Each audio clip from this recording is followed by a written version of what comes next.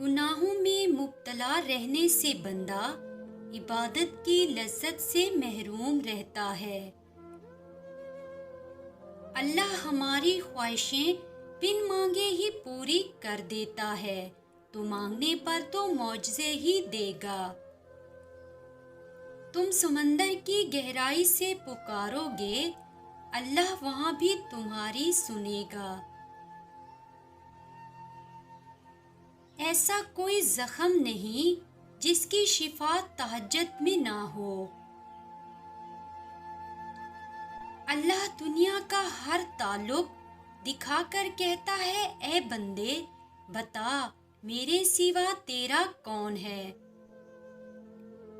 تہجد کی نیت کر کے سویا کرو، کیونکہ اللہ نیت پر بھی اجر فرماتا ہے۔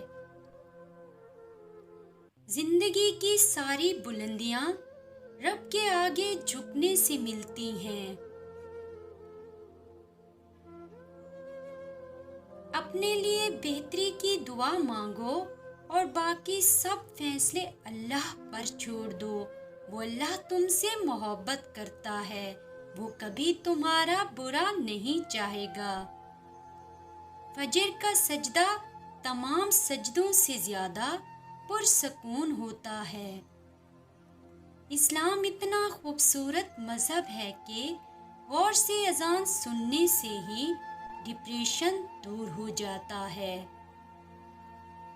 تہجد میں مانگی گئی دعائیں تو سیدھا عرش پر جاتی ہیں۔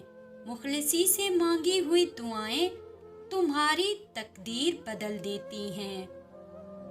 پتہ نہیں کیا جادو ہے، سجدے میں جتنا جھکتی ہوں اتنا اوپر جاتی ہوں۔